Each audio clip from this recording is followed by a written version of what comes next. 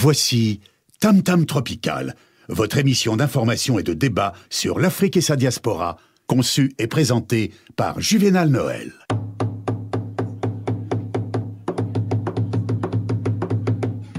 Plusieurs siècles avant la création du télégraphe, au cœur de la forêt équatoriale d'Afrique, les populations communiquaient déjà à distance, grâce au tam-tam.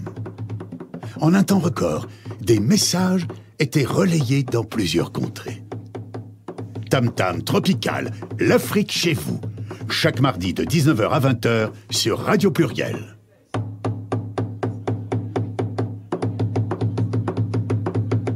Tam Tam Tropical, votre magazine sur l'Afrique, conçu et présenté par Juvénal Noël.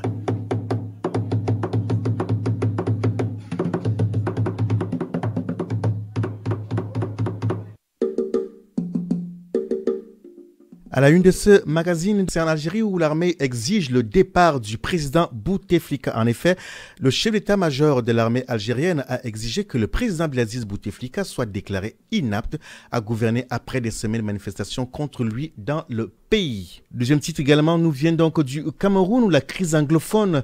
L'ONU a lancé ce mardi un appel aux bailleurs de fonds pour recueillir près de 163 millions d'euros pour venir en aide à quelques 437 000 Camerounais déplacés par le conflit dans les régions anglophones de leur pays. Et donc, dans le cadre de notre réflexion radiophonique ce soir, nous reviendrons donc en fait sur comment l'appeler ce soir. La semaine dernière, on parlait effectivement de la dégradation de la situation sécuritaire. Et on parlera donc de ce massacre qui a eu lieu le week-end dernier. Ce massacre a eu lieu pendant qu'en fait on quittait la salle où, ici à Lyon même en fait, l'AS Mali, c'est l'association d'étudiants et stagiaires maliens, a organisé en fait une réflexion sur la situation sécuritaire. Et pendant ce moment-là, près de 160 Peuls ont été massacrés et le président promet de rétablir la sécurité. Une forte équipe ce soir pour nous éclairer sur cette question face à moi. C'est le docteur Mohamed Amara. Bonsoir. Bonsoir Juvénal. Vous avez l'air très sérieux, on peut le comprendre. Je ne dirais pas comment allez-vous. Je dirais d'abord mes condoléances. Merci. Dans le micro. Merci Juvénal. Comment avez-vous accueilli cette nouvelle-là? Bon, c'est une nouvelle qu'on accueille comme on peut parce que elle vient comme ça. Personne ne présumait qu'il allait avoir un tel crime. Et donc ça rend triste et tout le monde est dans une situation de... Tout le monde est désorienté, on ne sait pas quoi faire, quoi. C'est ça le contexte actuel, quoi. À la droite du docteur Mohamed Amara, elle s'appelle Charlène Ongota. Bonsoir Charlène. Bonsoir à tous. C'est vrai que vous nous disiez samedi dernier qu'il fallait impliquer les femmes dans la résolution des conflits, dans la prévention des conflits. Samedi dernier, hommes, femmes et enfants ont tous été massacrés.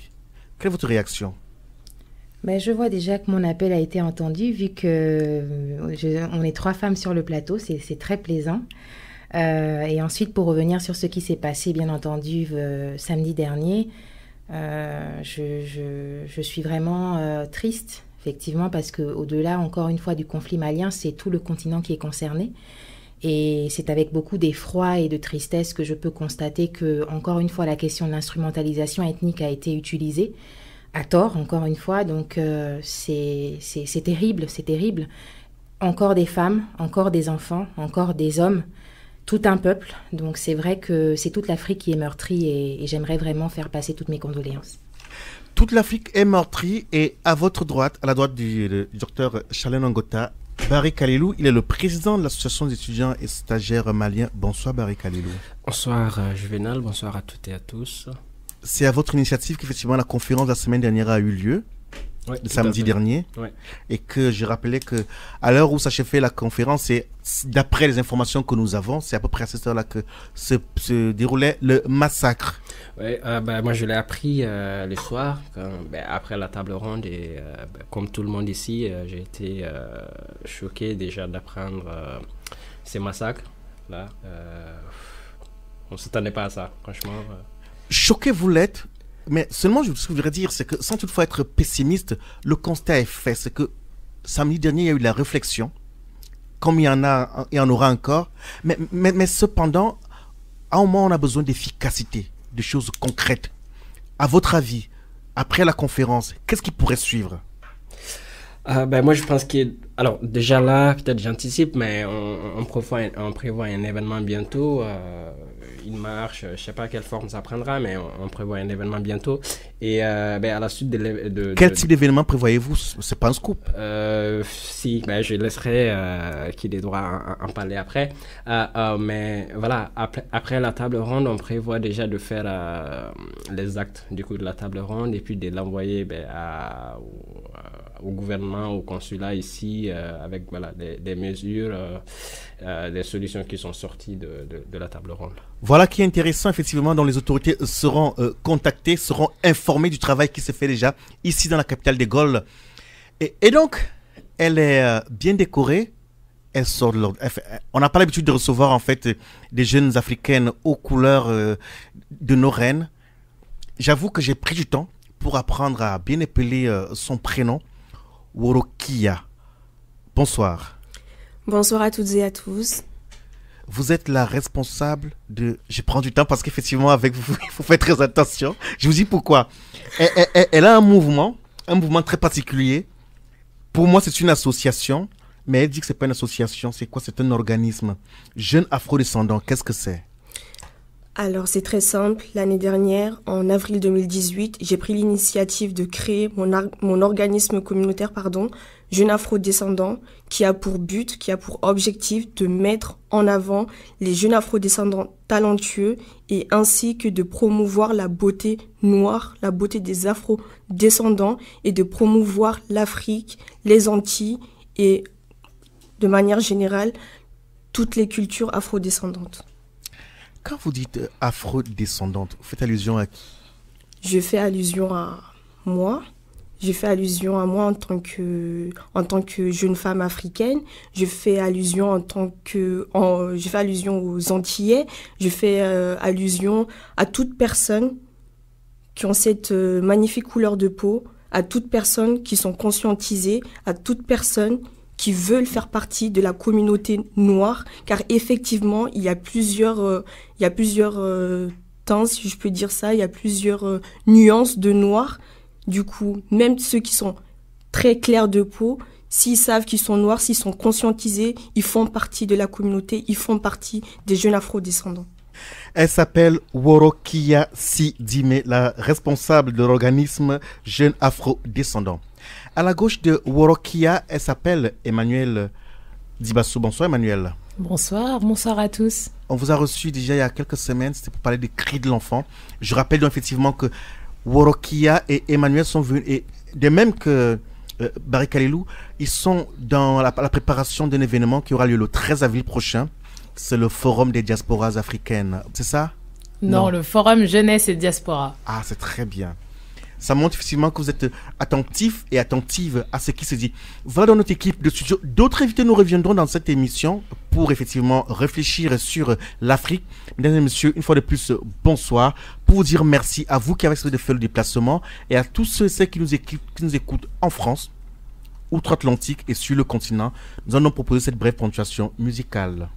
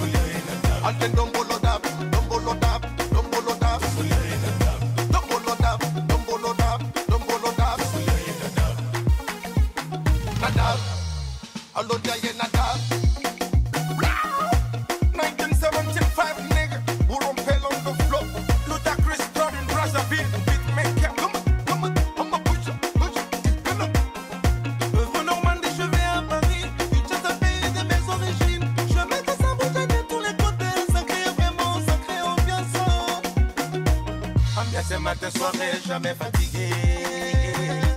Avec un dombolo d'avait toujours ambiancé. Vibrer les rythmes ancestrales et ambiance à gogo.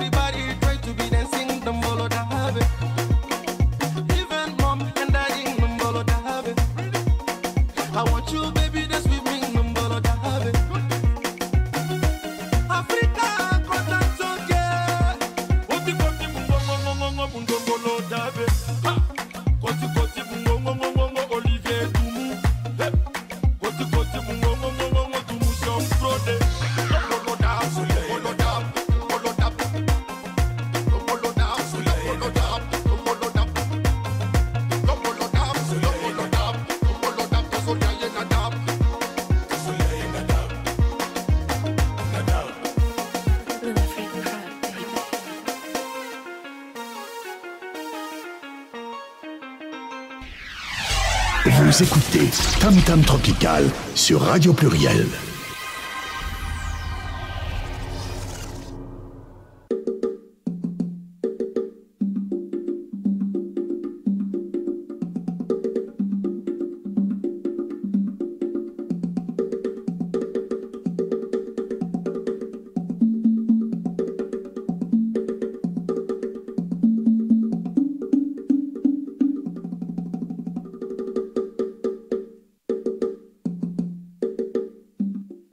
Mesdames, Messieurs, bonsoir, nous sommes ensemble pour une cinquantaine de minutes d'informations et de débats sur l'Afrique, sa diaspora. Soyez les bienvenus. Un petit tour sur le continent pour prendre ces brèves. Donc, c'est en Algérie où Abdelaziz Bouteflika, présent à l'exercice, donc semble être poussé, cette fois-ci par son armée. Le chef d'état-major de l'armée algérienne a exigé que le président Abdelaziz Bouteflika soit déclaré inapte à gouverner après des semaines de manifestations contre lui dans le pays. Il dit, je cite, « Nous devons trouver un moyen de sortir immédiatement de cette crise dans le cadre constitutionnel », je fais une citation, a déclaré donc le général Ahmed Gaed Salah dans un discours à la télévision. Le président a déjà accepté de ne pas se présenter pour un 5e mandat aux prochaines élections qui ont été retardées.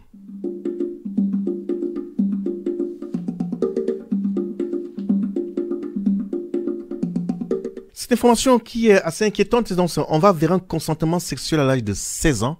On me dirait d'où il nous sort ça. Oui, c'est fort préoccupant. Donc, 3 juges de haut rang au Kenya ont proposé d'abaisser l'âge du consentement des relations sexuelles de 18 ans à 16 ans selon le journal local The Standard. Le document indique que les 3 juges de la Cour d'appel s'opposent aux longues peines d'emprisonnement imposées aux jeunes hommes pour avoir dit, je cite, « coucher avec des adolescents qui étaient prêts à l'être ou semblaient être des adultes ». Et donc, on va directement au Mali, c'est à Ogosagou où 160 Peuls ont été massacrés le week-end dernier. Le président promet de rétablir la sécurité. Ce sont les témoignages de survivants dont des chasseurs de gants ont incendié le village et poursuivi donc ses habitants jusque dans leur maison pour les tuer.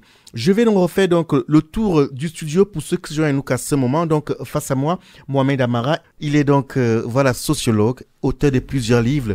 Il était donc en conférence samedi dernier, cette conférence qui était organisée donc par l'AS Mali, l'association des étudiants et stagiaires maliens, pour réfléchir sur la dégradation de la situation sécuritaire au Mali. Et d'après nos informations, quelques heures après, donc en fait, avait lieu ce massacre. Bonsoir Mohamed Amara. Bonsoir Juvenal. Et une fois de plus, merci d'avoir accepté notre invitation. Rapidement, donc je passe vers... elle s'appelle Charlène Ongota. Elle est aussi docteur en droit. C'est bien cela, Charlène? Droit international public, oui. Très bien. Et à côté de Charlène, c'est Kalilou Barry, qui est le président de l'AS Mali. Bonsoir, Kalilou. Très bonsoir, Julien. Face à Kalilou, Emmanuel Dibasso. Bonsoir, Emmanuel. Bonsoir. Près du micro. Bonsoir. On ne nous a pas entendu, Emmanuel. Qu'est-ce qui se passe? Rebonsoir. Rebonsoir. C'est stressant cet exercice. Hein. Et donc, à côté d'Emmanuel, c'est Worokia, qui est vraiment dans les couleurs d'une déesse africaine. Bonsoir, Worokia. Rebonsoir à toutes et à tous. Merci. On commence par vous, effectivement, pour annoncer donc cet événement qui se tiendra le 31 mars prochain. Exactement. Il s'agira de quoi concrètement? Alors, c'est très simple. Il y a 2 jours, j'ai pris l'initiative de créer un événement, notamment un rassemblement de soutien pour les victimes de violences au Mali. Et je tiens à rappeler que, oui, comme vous le savez, ce sont les Peuls, le peuple Peul qui a été massacré. Ce sont des Maliens, mais ce massacre concerne tous les Africains. Ça ne concerne pas que les Maliens et ça ne concerne pas que les Ouest-Africains. De ce fait, j'invite tout Africain et tout particulier, peu importe d'où vous venez, de nous soutenir, de venir soutenir ce rassemblement qui aura lieu effectivement ce dimanche 31 mars à 15h à la place des terreaux. Et bien évidemment, je serai aidée et je remercie d'ailleurs le CMRA et l'AS Mali pour leur soutien et j'invite d'autres organismes et associations à venir nous soutenir également. Je rappelle donc que dans ce studio, face à moi, donc Mohamed Amara est l'un des pères fondateurs du CMRA, entendez donc le collectif des Maliens de la région Auvergne-Rhône-Alpes. Rappelons donc en fait, lorsque le Mali connaissait déjà il y a quelques années des moments très difficiles, le CMRA est né pour effectivement présenter l'autre Mali. Le Mali n'est pas un mouroir. Et il faut préciser que un acte de terrorisme a pour but effectivement de ramener la peur d'abord et la désolation. Les Maliens sont restés dignes, debout. Un événement est qu'on appelle Mali sur scène. Dites-nous, Mohamed Amara, vous serez donc partie prenante dans cette marche qui aura lieu le 31 mars prochain. La question ne se pose pas. Je pense que le président aurait été encore plus à même de dire de quoi il va s'agir, mais quand il est là, il est le président de l'association des étudiants. Je pense que c'est des initiatives concordantes. Je pense qu'il faut des forces convergentes. C'est ce que je leur ai dit. Hier, il y avait une réunion.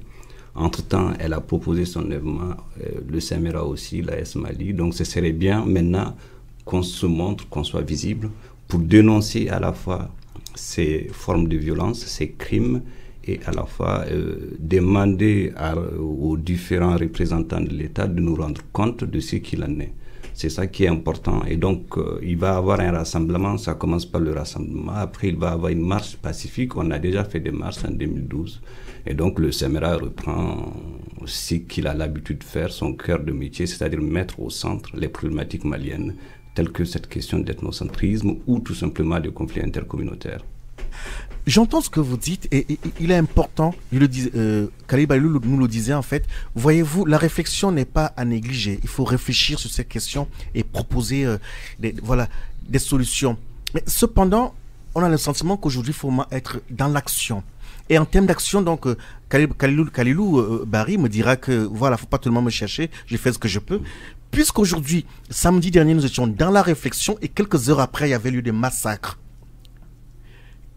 En termes d'efficacité, que faut-il faire d'après vous? Alors nous, on fait ce qu'on peut. On est quand même loin du pays.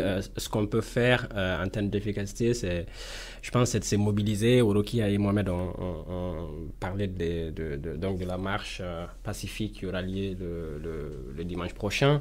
Donc voilà, ce qu'on peut faire, c'est de se mobiliser, de marcher pacifiquement, de demander aux autorités de nous rendre compte et justement de prendre ces problèmes qui, là, vraiment dépassent tout entendement au sérieux, quoi. Nous allons revenir sur le Mali et donc je rappelle que nos deux invités également qui sont à ma droite, c'est-à-dire Emmanuel Dibasso et Worokia, sont venus également nous parler d'un autre événement qui aura lieu le 13 avril prochain. Et il s'agit donc en fait, elle a bien corrigé, du forum jeunesse et diaspora qui est donc porté par la jeunesse afrodescendante des Lions, soutenue par le COSIM Auvergne-Rhône-Alpes. On aimerait bien découvrir un tout petit peu plus en fait l'organisme, comme elle le dit si bien, Jeunes afrodescendants de Worokia. Concrètement, que faites-vous? Alors concrètement, j'essaye de conscientiser les Noirs. J'essaye de m'intéresser et de parler notamment avec des femmes afrodescendantes. Ça peut paraître assez superficiel ou peut-être pas très important le fait de valoriser ou peut-être même revaloriser la beauté noire. Mais lorsque j'ai parlé concrètement avec des abonnés, je me suis rendu compte que plusieurs femmes... Les abonnés, lesquels? Les abonnés afrodescendants. Oui. Parce que moi, je comprends ce que vous dites, mais il est important de noter effectivement que les abonnés dont vous parlez, c'est ceux qui vous suivent sur les réseaux sociaux. Poursuivez. Pas de souci, je rectifie. Ce sont des abonnés qui me suivent sur ma page Jeunes afrodescendants qui se trouve sur Facebook. Et lorsque j'ai pris connaissance de leur manque de confiance, etc., de leur remise en question, je me suis dit qu'il est vraiment important que moi, en plus, en tant que jeune femme, que je puisse leur donner, non pas un idéal, mais simplement leur montrer que oui, je suis une jeune femme, je m'assume, j'assume le fait d'être Bambara Peul, j'assume le fait de faire des études, j'assume le fait d'avoir cette couleur de peau et j'assume également le fait d'entreprendre, j'assume le fait de valoriser tout simplement ma communauté noire. Et via cet organisme communautaire, des femmes ont pu s'exprimer, d'autres jeunes qui n'ont pas mon âge et tout, etc., ont pu prendre contact avec moi pour s'exprimer et ils m'ont également fait part de ce qu'ils voulaient, de ce qui leur tenait à cœur et que je puisse en quelque sorte leur montrer qu'ils devaient être fiers d'eux, qu'ils n'avaient pas à avoir honte de leur couleur de peau, qu'ils n'avaient pas à ressentir cette pression que la société, notamment l'Occident... Et là, désolé de vous couper, on reconnaît dans Worokia, elle a cette flamme-là, lorsqu'elle parle de l'Afrique, on a le sentiment effectivement que l'Afrique vit en elle et voudrait transmettre cela. Comme nos auditeurs ne nous voient pas, elle a un bandeau aux couleurs du pain, d'accord, avec une sorte de foulard qui nous rappelle un peu ces déesses africaines qu'on a souvent vues sur des beaux tableaux ou sur des toiles, et que elle est généralement habillée aux couleurs, on va dire aux couleurs d'Afrique, c'est-à-dire le pagne avec toutes ces couleurs, et donc c'est pour cela qu'elle est là ce soir pour nous parler effectivement de ce qu'elle fait, parce que Jeunes afrodescendants sera présent, votre organisme sera présent donc lors du forum Jeunesse et Diaspora, c'est bien cela? Exactement. Ce sera où précisément? Ça se passera à Villeurbanne. À l'espace Galine. Exactement. Emmanuel, ce sera où? L'espace Galine, c'est où? L'adresse, vous la connaissez? Emmanuel Dibasso va chercher dans ses notes. Donc, l'espace Galine se trouve effectivement sur la rue Condorcet, pas par là? L'espace Galine se situe au 55 avenue Galine, 6900 Villeurbanne. Merci. Et donc, Emmanuel Dibasso, elle, c'est Cri de l'enfant, oui. C'est ça? Exactement. Qu'est-ce que c'est, Cri de l'enfant? Cri de l'enfant est une association humanitaire étudiante qui a pour objectif d'organiser des séjours de solidarité internationale au sein d'orphelinats dans la région subsaharienne. Ça, c'est pour ceux qui réfléchissent beaucoup. Ça, c'est du français, je n'ai rien compris. Vous faites quoi sur le terrain? Mais Juvénal, vous parlez français, n'est-ce pas? Un tout petit peu, moi je voudrais entendre des choses pratiques, des choses simples. C'est pas méchant ce que vous dites, hein. Ça se comprend. Mais je vous dis de manière concrète. Quel est votre axe, votre cheval de bataille, votre axe de travail, c'est quoi concrètement? Au quotidien ou bien dans l'année? Alors, au quotidien, la sensibilisation et l'information à propos de la situation des enfants, principalement pour l'instant dans la région subsaharienne, et nous verrons plus tard si nous nous étendons. Nous avons également... Je suis obligé de vous couper quand on parle de la situation des enfants. Quelle est la situation en Afrique subsaharienne? Ils mangent quand même là-bas? Oui, bien sûr. Non, c'est quoi la situation? Nous nous concentrons vraiment sur les enfants orphelins. Ah d'accord, ceux qui ont perdu leurs parents. Ça parle plus. Donc orphelins enfants orphelins ou abandonnés. Et que faites-vous pour eux? Alors, justement, l'association est vraiment beaucoup plus dans des projets pérennes. Donc, c'est-à-dire, ça va être de l'aménagement de l'endroit où ils vivent, par exemple. réunir des fonds pour faire en sorte que leur vie quotidienne soit quand même améliorée. Et là, cette année, nous avons aussi un nouveau projet d'organiser des bourses scolaires pour les filles notamment. Qu'est-ce que c'est les bourses scolaires? C'est-à-dire que pendant 1 an, pour commencer, l'association va prendre en charge la scolarité de jeunes filles Vous en avez les moyens sur le plan économique? C'est ce qu'on est en train de mettre en œuvre. D'où viennent ces moyens? Comment vous faites pour avoir Parce qu'on sait que généralement les associations, c'est pas toujours évident. Oui, quand c'est vous vrai. donnez les bourses scolaires, pour que ceux qui nous écoutent ce soir, s'il y en a qui veulent faire comme vous, puissent aussi s'en inspirer. Comment faites-vous? Déjà, nous organisons beaucoup d'événements. Là, notamment, on a bientôt notre gala caritatif en mai. Toutes sortes d'événements qui servent à mettre des fonds de côté. Et puis, on fait aussi des demandes de subventions. Je vous fais réfléchir, là. On aura compris. Maintenant, la dernière question, après, je vous laisse tranquille. Quelle garantie avons? Parce que généralement, les associations passent comme ça. Elles nous disent, nous, on fait des galas de bienfaisance, on va aider, caritatifs et autres. Quelle garantie avons-nous que cet argent que vous prenez là va toujours servir à ces enfants? Parce qu'après, on n'a pas toujours une traçabilité. C'est pas vous, mais c'est juste pour comprendre ce soir. Comment faites-vous pour que ce soit transparent? Eh bien, on a des bilans. Et si vous faites un tour sur notre page Facebook, vous pourrez voir tout ce qu'on a pu réaliser l'année dernière au Gabon avec les fonds qu'on a récoltés. Ça peut parler. C'est vraiment simple. Donc, il y a les photos en fait. Il y a les photos pour illustrer en fait vos actions au Gabon. Absolument. Merci. Et Worokia, tout à l'heure vous nous disiez que vous amenez les Africains à aimer leur peau. Moi, je suis sombre de peau, donc je dois m'aimer comme cela. C'est bien cela. C'est presque ce que vous essayez de nous dire. Exactement. Et comment vous faites? Alors, comment je fais très concrètement, c'est qu'il faut que j'aille à la rencontre de ces personnes et notamment des jeunes. Vous les rencontrez où? Comment?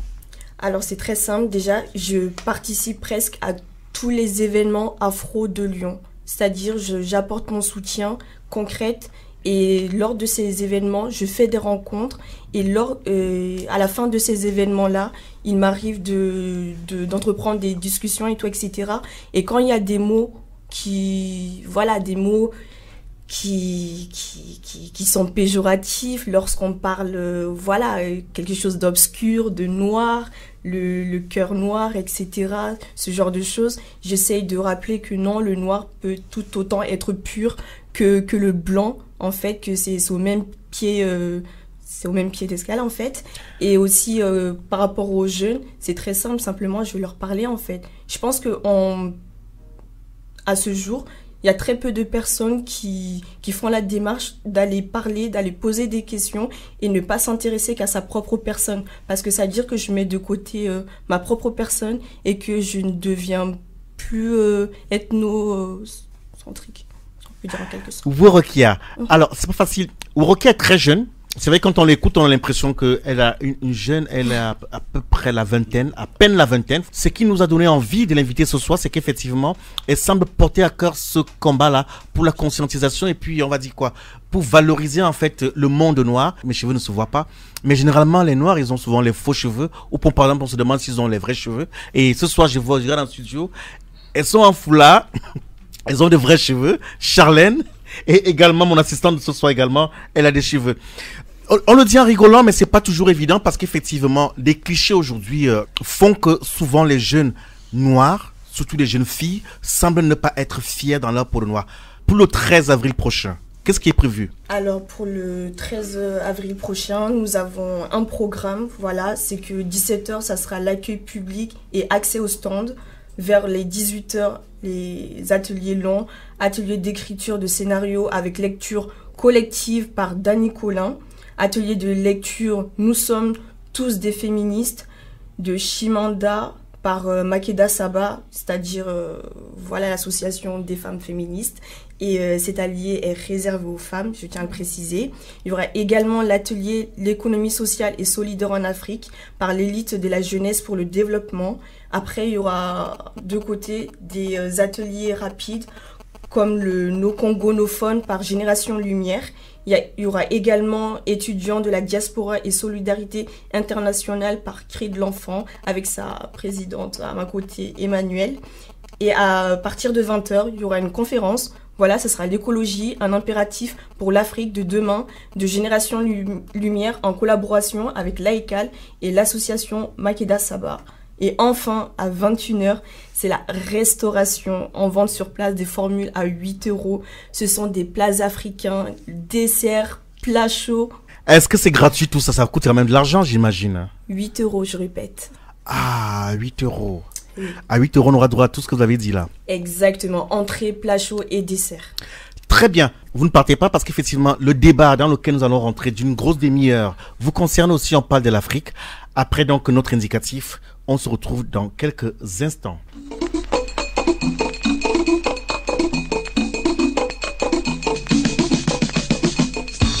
En arrivant en Europe, je voulais d'abord faire comme les habitants de l'Europe, m'assimiler, m'intégrer dans la vie de la France, donc respecter les lois et pouvoir chercher le boulot. Je ne vis pas du tout mon rêve en France, parce qu'en fait, je pensais qu'ici, c'était le paradis.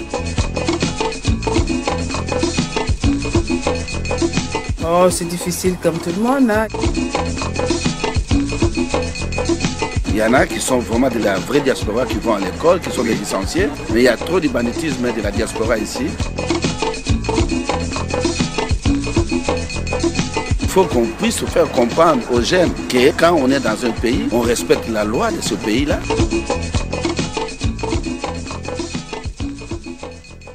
Bien. Nous allons réfléchir, débattre ce soir dans le respect des droits de la République. Et ce soir, nous réfléchissons donc sur la situation sécuritaire au Mali. Il y a une semaine, dans ce studio, effectivement, on parlait de la dégradation. Et ce soir, en fait, nous sommes en deuil. Oui, l'Afrique est en deuil. Il y a eu plus de 160 personnes massacrées le week-end dernier. Massacrées donc par voilà, des Maliens qui ont massacré des Maliens. On parlera simplement comme cela. Rappelons donc en fait de sources dignes de foi indiquent qu'effectivement, on a reconnu des véhicules et des personnes qui semblaient venir de pays voisins comme le Burkina Faso ou la Côte d'Ivoire, au point où il est question de réfléchir effectivement sur la porosité, effectivement sur le plan sécuritaire de la sous-région, parce qu'effectivement, quand l'on part de la côte est de l'Afrique, la côte de l'Afrique comme j'aime à le dire, et qu'on arrive à la côte ouest africaine en passant par l'Afrique centrale, et qu'on rencontre régulièrement des groupes terroristes, c'est-à-dire des Africains qui tuent d'autres Africains, la question se pose, c'est de savoir comment ces peuples qui pendant des siècles ont vécu dans la paix aujourd'hui n'arrivent plus à s'entendre. Et ce qui est fort curieux, c'est que de plus en plus, là où des richesses sont découvertes, ces zones sont de plus en plus instables. Je ne suggère pas de réponse. Je me tourne d'abord vers Mohamed Amara. Tout à l'heure, vous nous avez dit effectivement que vous êtes choqué du fait qu'effectivement des Africains sont morts, tués par d'autres Africains. Pour comprendre ce soir, comment expliquer que près d'une centaine de personnes sont massacrées et que les secours arrivent à peu près 1 heure après? Comment expliquer cela? C'est pas compliqué à comprendre, hein. C'est le contexte actuel de l'Afrique. Il n'y a pas que le Mali, mais dans le cas du Mali, c'est lié à la dégradation de la situation sécuritaire. Depuis plus de 2 ans, le centre du Mali est donc victime des exactions, des conflits entre communautés, manipulés, attisés par un certain nombre d'acteurs qui essayent de tirer parti. C'est le résultat de tout cela. Maintenant, le constat étant fait, comment agir sur ces problèmes-là? Je pense que vous aviez posé la question tout à l'heure à M. Barry de savoir la suite. Je pense que la suite, c'est vraiment la mise en commun des moyens. Par exemple, cette table ronde qu'on a faite la semaine dernière, qui a été un peu une sorte de quelque chose de prémonitoire par rapport à ce qui s'est passé le soir. Je pense que ce serait intéressant que ces associations-là, maliennes, africaines, diaspora, etc., se mettent ensemble pour travailler. C'est bien d'avoir des grands discours, mais je pense qu'à un moment, il faut aller en profondeur, agir sur les problèmes. Et pour revenir à ce qui se passe aussi dans le centre du Mali, il ne revient plus au seul État, gouvernement malien de faire quelque chose. Il ressemble à l'ensemble des Maliens, à l'ensemble des acteurs autour du Mali, ceux qui sont au chevet du Mali, d'agir. C'est pour cela, ici à Lyon, il faut qu'on fasse quelque chose. Et je pense que pour le Mali aujourd'hui, c'est au peuple malien, à ces associations. C'est vrai que c'est pas évident, parce qu'il faut arriver à dépassionner tout ça. Il ne faut pas désigner de coupables. Il faut un peu prendre la hauteur. Et je pense que c'est une des solutions à faire. Certes, l'État ou les États africains, ils ont failli, ça c'est clair et net. C'est la fragilité institutionnelle qui a abouti à tout ça. Et donc, on en a parlé dans l'émission précédente de l'effondrement du système démocratique, de part et d'autre. Je pense qu'aujourd'hui, voilà, il faut agir sur ces phénomènes-là pour faire en sorte que les gens vivent de façon plus digne. Et agir sur ça, c'est trouver des solutions. Il faut mettre en place des dispositifs, Charlène en parlera certainement, des négociations, qui donnent la place à tout le monde. Ça ne sert à rien d'exclure l'un par rapport à l'autre parce qu'il a une couleur de peau différente, parce qu'il a un nom différent. Voilà, c'est aller vers quelque chose d'assez ouvert, d'assez inclusif. C'est ce que je pense. J'entends ce que vous dites, et comme ce soir, nous n'aurons pas vraiment beaucoup de temps. On a eu, pour ceux qui n'ont pas suivi donc l'émission la semaine dernière, effectivement, elle est en ligne, une émission où nous, on avait choisi de réfléchir, effectivement, sur comment pour essayer de comprendre ce qui se passe, et par la suite, vous trouvez les réponses. Et donc, on a parlé de ce qu'il fallait faire. Et ce soir, le souhait, c'est d'entendre des pistes, des solutions. Charlène Ongota, vous nous l'avez dit, mais là, il y a des massacres qui ont eu lieu. Qu'est-ce qu'il faudrait faire? Là, je pense déjà que la priorité, ce serait de prévenir des représailles. Parce que ça, on ne le dit pas, on ne l'a pas évoqué. Je pense que la violence appelle la violence à chaque fois dans ce genre de cas. Et je parlais tout à l'heure justement à juste titre de la question de l'instrumentalisation ethnique. Ce n'est pas nouveau en Afrique, on le voit partout. On l'a vu au Rwanda, on l'a vu en République centrafricaine. Et je pense que là, le plus urgent qu'il faut absolument faire, et le point sur lequel il faut mettre l'accent, c'est vraiment la prévention des représailles des autres communautés, donc notamment de la communauté Peul. Il ne faut pas qu'il y ait des représailles, des actions en représailles. Et là, je pense effectivement, encore une fois, comme Mohamed l'a dit, il faut vraiment mettre l'accent sur l'implication de tous les acteurs. Je pense que vraiment l'État malien en l'état n'est pas dans son rôle puisqu'il est faible, il est véritablement incapable d'apporter des solutions, autant sur le plan sécuritaire que sur le plan humain.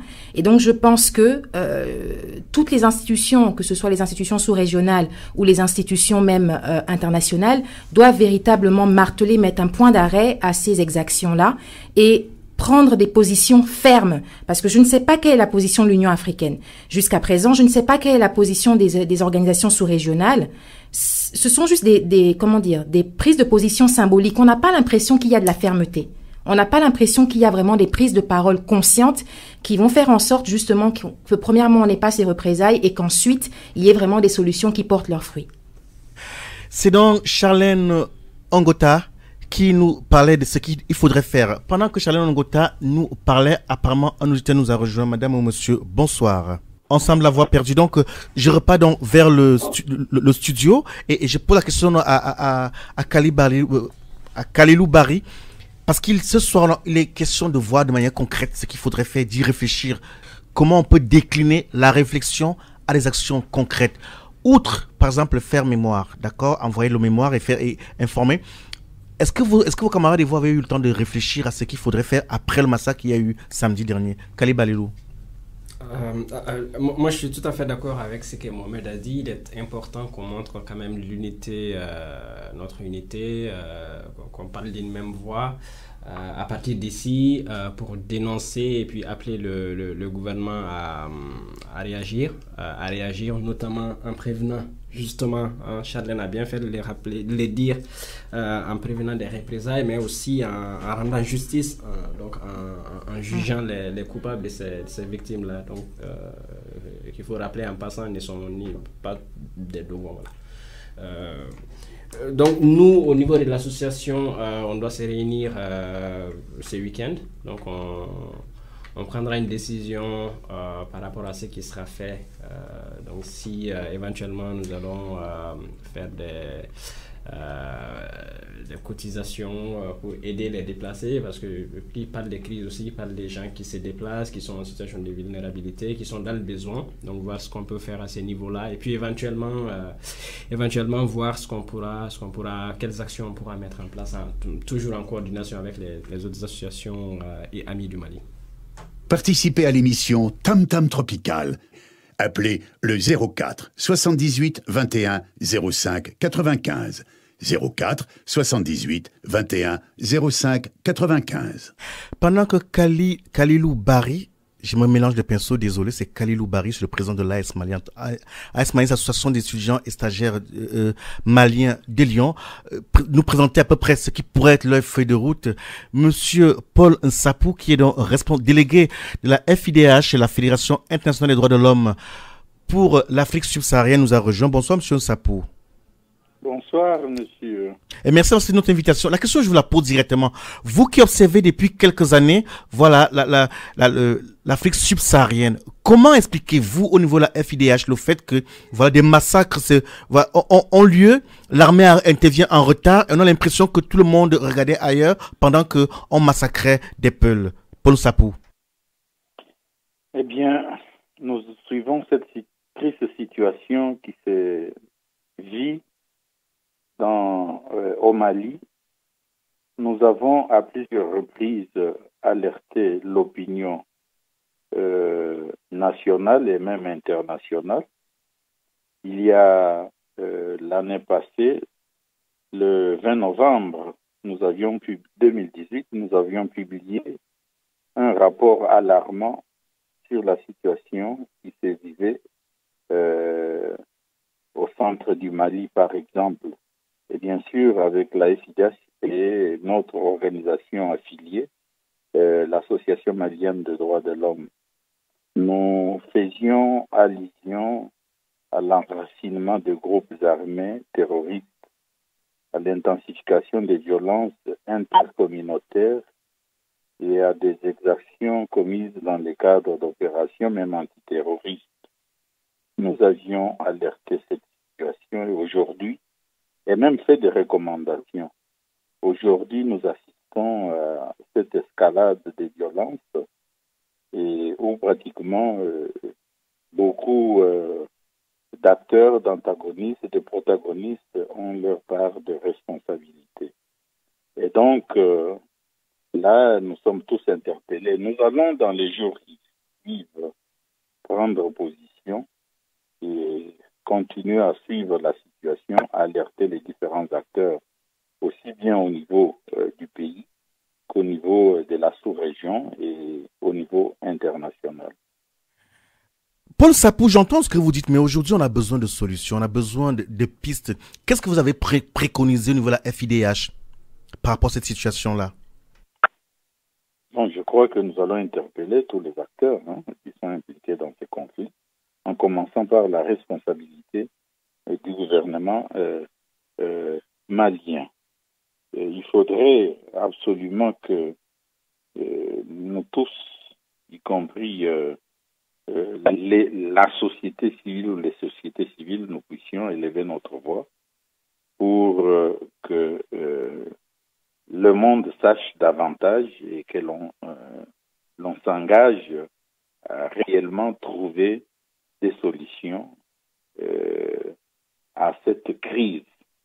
Et puisque cela relève maintenant non pas seulement de la sécurité, de la paix et la sécurité de Maliens, mais également de la paix et sécurité dans les autres parties de cette sous-région.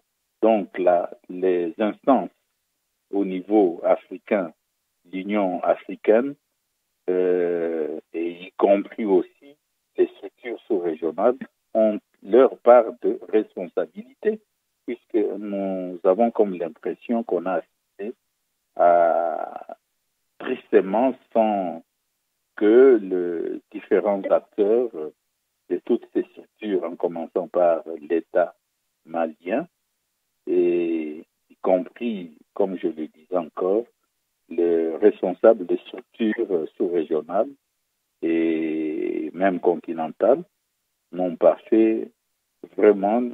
mené des actions qui pourront arrêter cette descente aux enfers. Et également... Vous écoutez Tam Tam Tropical sur Radio Pluriel. Pardon de vous couper, Paul Nsapou. Comme le temps qui nous est imparti arrive inexorablement vers la fin, il nous reste 10 grosses minutes. Je reviens vers vous dans quelques instants. Mohamed Amara. Voilà, Paul Nsapou nous dit qu'ils ont alerté le pouvoir en place, ils ont invité les uns les autres, mais rien n'y est fait, les massacres se perpétuent. Vous, en qualité de sociologue aujourd'hui, d'où peut venir la solution?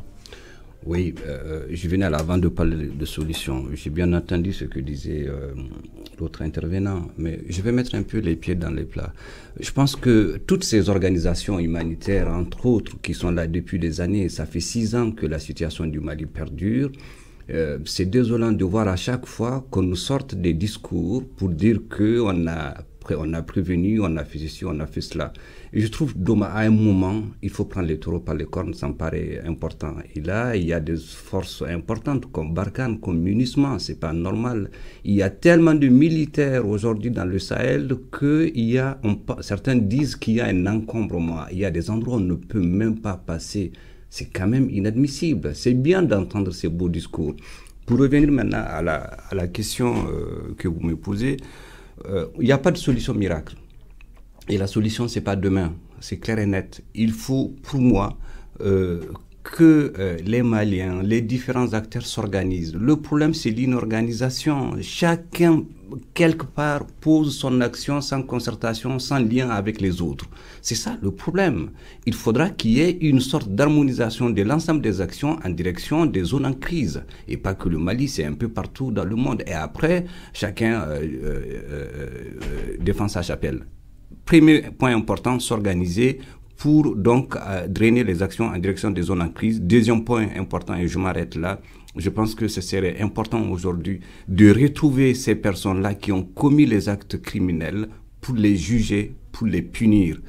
Quand il y a de l'impunité, un jour ou un autre, ça va se reproduire. Il faut rendre justice, quel qu'en soit. Je n'ai pas autre chose à dire. Je pense que c'est important à un moment de se réveiller un peu, de sortir des discours qui endorment, quoi. Rappelons donc qu'en fait, dans la journée, nous avons pu joindre, elle s'appelle Corinne Dufna, elle est donc responsable à Human Rights Watch, en fait, en poste donc à Washington. C'est elle la spécialiste chez Human Rights Watch, en fait, de l'Afrique de l'Ouest. Nous l'écoutons. Ok, donc on a remarqué dans notre recherche, on a trouvé que toutes les communautés sont en train de souffrir de la violence depuis quelques années. Côté le peuple, les autodéfenses ont fait une punition collective après On a remarqué que toutes les communautés ont souffert de violence. On a remarqué que le groupe djihadiste avait ciblé le leader communautaire Dogon et Bambara ont assassiné le chef du village, le chef chasseur, les gens qui sont très bien appréciés et aimés dans la communauté Dogon et Bambara. Et en réponse, le groupe d'autodéfense Dogon et Bambara ont réagi d'une façon exagérée. Ils ont fait la punition collective et tué presque tout le village. Mais je crois qu'à la base de ça, c'est la violence qu'ils sont en train de souffrir toutes les communautés. Pour le côté de Dogon, il y a beaucoup de Dogon et Bambara qui ont été tués pendant la violence ciblée pour le groupe armé Peul, très très probablement le djihadiste. Ça fait pas longtemps, il y en avait un incident terrible dans lequel un Dogon était tué, sa famille avait trouvé dans le brousse et dans l'internement une explosive a tué 17 Dogons. Aussi, le groupe armé, le djihadiste, ont fait presque impossible que les Dogons peuvent cultiver. Et les années dernières, le Dogon ont souffert une famine vers la commune de Douanda. Donc, pour l'autre côté, il y a plusieurs massacres qui ont été commis apparemment pour le groupe Dogon qui ont visé presque tous les villages. Donc, on a dit qu'à la base de tout ça, c'est l'impunité. Il y a une crise d'impunité parce que lorsqu'un incident n'est pas puni, enquêté et les auteurs punis, donc ça donne le message que cette genre de violence, ça pourra continuer à une façon. Donc, on a arrivé à une situation qui la violence a pris une ampleur très, très inquiétante. Vous écoutez Tam Tam Tropical sur Radio Pluriel. Bien, c'était donc Corinne Dufna. Elle est donc la responsable de Human Rights Watch pour l'Afrique de l'Ouest. Elle nous donnait son regard. Mais ce que Mohamed Amara a noté à la suite de Paul Sapou, qu'effectivement, tout ce qui est structure des droits de l'homme, effectivement, des défenses des droits de l'homme, aujourd'hui, on a l'impression qu'en fait, c'est beaucoup de discours, mais il y a peu de concret. Ou alors, est-ce que c'est Paul Sapou, est-ce que ce serait un constat d'échec pour vous en tant que militant des droits de l'homme? Bon, écoutez, à chaque fois que nous sommes intervenus sur cette situation, nous avons toujours assorti nos communiqués, nos sorties donc au niveau de cette situation, de propositions pour agir efficacement. Cette situation d'expansion continue des groupes armés djihadistes au Mali et dans toute la sous-région, bien sûr, marque l'échec du tout sécuritaire. Donc, pour nous, il faut absolument reconquérir la confiance et le cœur de toutes les populations. Cela nécessite absolument le changement de cap et de politique au Mali, comme dans le reste du Sahel. La stratégie militaire, pour nous, devrait s'arrimer aux objectifs politiques en redonnant à l'État son rôle de protecteur et d'arbitre juste des différences. Les populations demandent avant tout à pouvoir vivre en paix.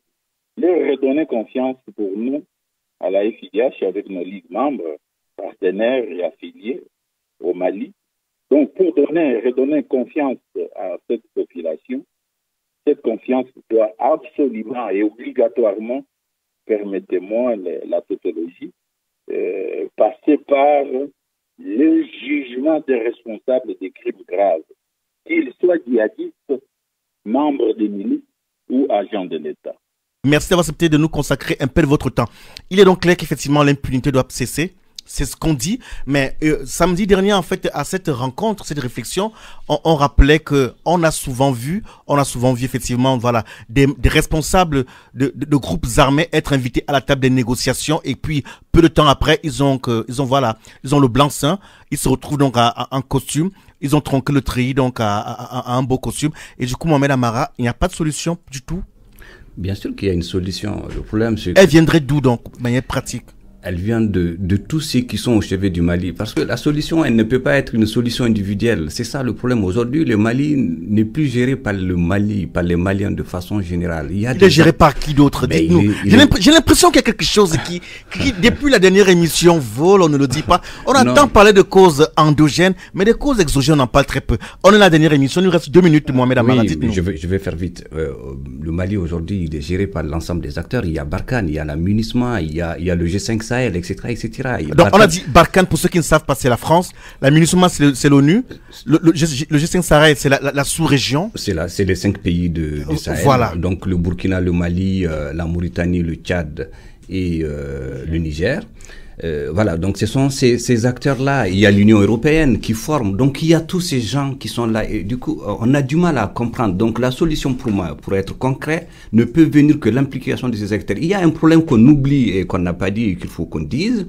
Aujourd'hui, c'est la question de Kidal. Tout ça est venu de Kidal. Il y a un acteur principal, c'est Yada Gali, qui était consul du Mali en Arabie Saoudite il y a quelques années, qui est devenu rebelle, qui est devenu djihadiste après, et on ne sait pas où il est, et aujourd'hui on oublie complètement Kidal. Il a réussi à instrumentaliser quelqu'un, il a décentré le problème, il l'a poussé dans le centre, et donc on n'en parle plus. Une partie du Mali, une bonne partie du Mali échappe au contrôle du Mali, et donc il a mis le problème à côté. Aujourd'hui, on a réussi à opposer 2 communautés importantes du Mali qui ne veut pas visiter le pays Dogon, qui ne veut pas voir la culture Peul, etc., etc. Et je pense que c'est important que les Maliens à un moment disent stop, quoi. Voilà qui est dit. Merci beaucoup Mohamed Amara pour... J'ai le sentiment qu'en fait, après deux émissions et une conférence, on a enfin mis le doigt, voilà, là où ça fait mal, c'est qu'effectivement, le Mali n'est plus sous le seul contrôle des seuls Maliens. Il y a la France avec Barkhane, il y a la MINUSMA, la mission de stabilisation au Mali, et le G5 Sahel. Où sont-ils lorsqu'on massacre plus de 160 peuples? La question on la pose ce soir. Et donc, on va rapidement faire le tour du studio. En 30 secondes, chacun nous dira. Je commence par Emmanuel Dibasso qui a bien positionné son micro. Comme quoi, elle sait ce qu'il faut faire. Dites-nous, Je vous dis quoi? votre contribution à la paix au Mali. On a compris ce que vous faites le 13 avril, ça c'est clair en fait. On pourra revenir dans d'autres émissions. Mais pour la paix au Mali ce soir, que vous diriez-vous en 30 secondes? Je dirais que pour le moment, nous tous qui sommes ici, la seule chose qu'on peut faire qui soit vraiment pertinente pour le moment, c'est informer. L'information circule, mais elle continue de massacrer donc en fait les Peuls. Je regarde la fière descendante des Bambara et des Peuls, Worokia. Alors, ce conflit me tient particulièrement à cœur et pour moi, ça a plus un caractère géopolitique qu'un massacre intercommunautaire. Je suis désolée, je pense qu'il y a énormément d'acteurs qui sont sur place, qui jouent leur jeu, qui jouent le jeu politique, mais qu'on n'entend pas. Et donc, pour moi, la solution, là, c'est, comme l'a dit Emmanuel, c'est d'informer, c'est de conscientiser les personnes et qu'ils se rendent réellement compte de ce qui se passe actuellement. Merci. On continuera d'informer et de conscientiser. Et je me tourne vers en 30 secondes. Charlène Ongota. Juste dire au peuple malien qu'on est avec eux, on est tous avec eux et surtout ne sombrez pas dans le cercle vicieux des représailles ethniques, s'il vous plaît. Merci. Et Kailou Bari, rapidement, en 30 secondes. 10 secondes, je dirais même d'ailleurs. Ouais, je dirais qu'il faut rester unis, et puis que tous les acteurs qui sont au chevet du Mali puissent coordonner les actions, parce qu'il y a une pluralité d'acteurs, mais des actions non coordonnées. Des actions non coordonnées. Merci à Mohamed Amara. Merci pour votre temps. Tout a été dit, j'ai rien à dire. Et voilà, amis auditeurs, notre magazine arrive à son terme. Le temps nous fait défaut. On se retrouve donc mardi prochain pour notre émission Tam Tam Tropical. Création du télégraphe au cœur de la forêt équatoriale d'Afrique, les populations communiquaient déjà à distance. Grâce